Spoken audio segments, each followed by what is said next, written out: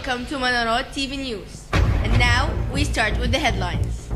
What a busy month April was, celebrating Women's International Day, Spirit Week, Arabic competition, calligraphy, Arabic poetry and short story day, Montessori attending a conference in South Africa, and video conferences with 2 schools in the Ukraine and the USA. Women's International Day. On April 10th, our school participated in honoring women in our own Women's Day. Students participated by acting, singing, and they also organized the event themselves. Parents, teachers, and administrators were the audience. The event started by showcasing the commercials grades 8 girls and 10 boys produced.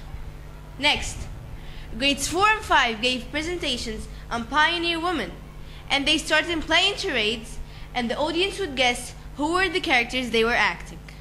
And then, grade 8 girls performed a silent play that they had scripted themselves.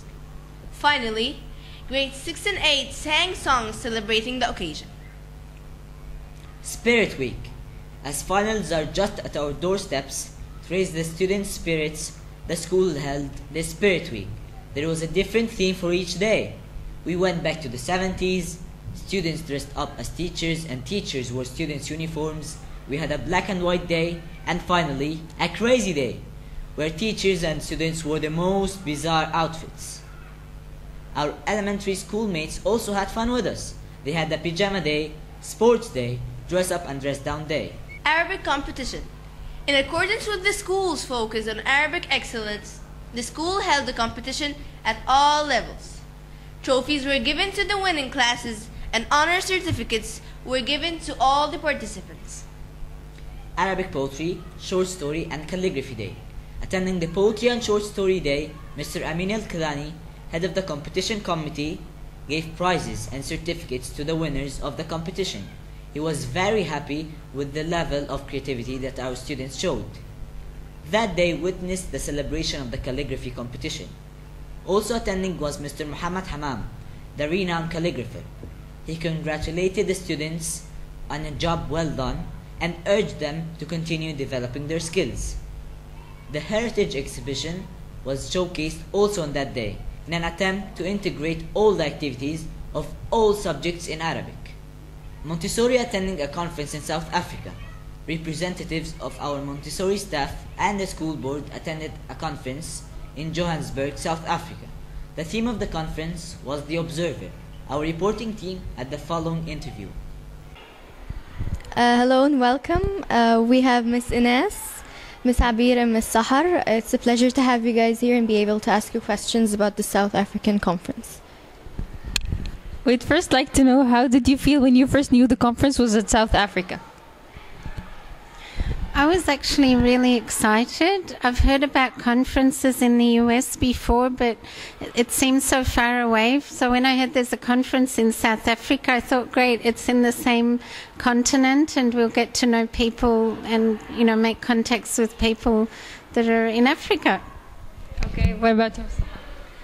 I felt excited to see other Montessorians working in the Montessori environment in the same continent, and to have more contacts with them and discussing all the obstacles that we have met here during building the program.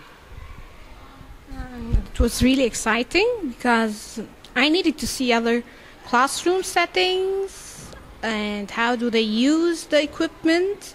Also, it brought partly of my childhood. Could you please describe briefly the conference? What was it about? Okay, it was an international conference about Montessori education, and the theme was about the teacher being an observer, because the teacher has to be a bit like a scientist and observe the students and learn what makes each student learn the best. There were many sessions, different topics.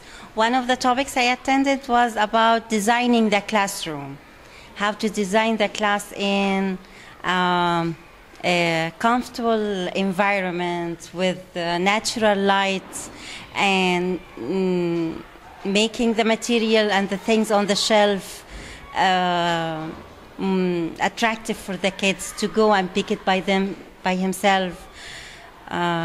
This is what, and the other was discussions or overall discussions. Meeting other cultures is a plus to any person, and also it opens up your mind with different thoughts, different ideas, and you can really get different things done here in a different way. Maybe you can see the picture in a different angle, and this has happened to me. And also eating different fruits that I did not taste, like passionate fruit.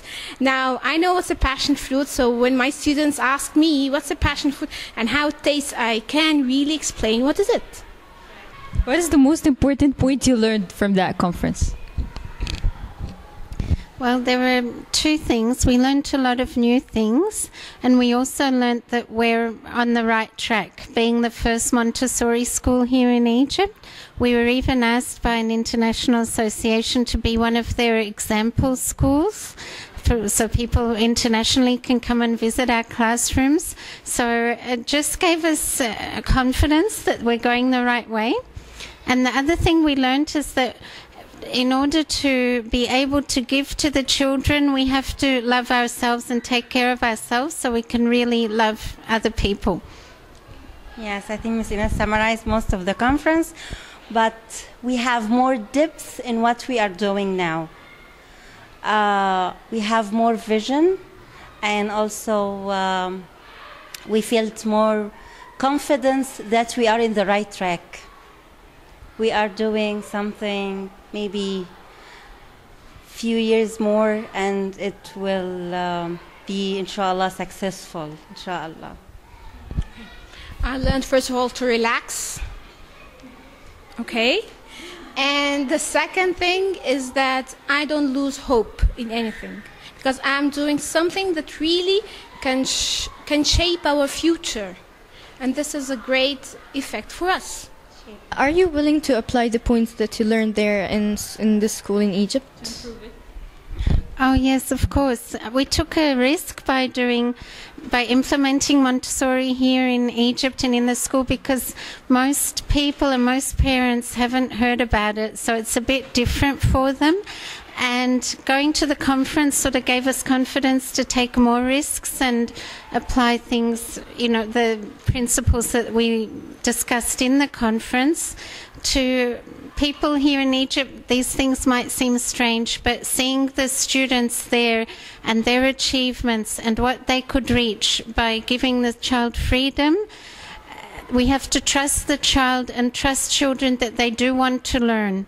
When we restrict them with sheets and worksheets and things like that, maybe at the time the parents are getting some feedback, but in the long run they're not instilling a love of learning in the child. And that's what we saw. We saw children that reached the highest heights through Montessori education. Definitely, we will continue. No matter the obstacles, we will face it. And inshallah next year will be multi-age in the classes, and we will continue, inshallah. We will. Okay, I'll put goals and let's see how far can I go. Inshallah, I will do it. I just wanted to ask one last question. Do you think Montessori here in school would continue after grade 1? We really hope so. That is our dream. I personally believe that Montessori continuing to grade 6 will give a very, very strong basis of education for the child. For the parent, they might not notice it at first, but in the long run, they'll notice they're even reaching higher levels than the usual grade 6. Thank you very much. It was a pleasure having you here. Face to face. 2 video conferences were held within the program.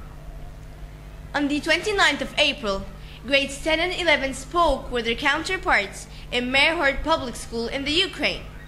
And on May 7th, our 9 and 10 graders met once again with the counterparts in Nashua High School in the USA. The theme in both conferences was wealth. Students discussed how they define wealth and how material and non-material wealth contribute to society. They also discussed both their roles and the government's in eliminating the huge gap between the rich and the poor. They discussed the role of charity in the society and its drivers. They also discussed what charity activities they take part in. Thank you and have a good day.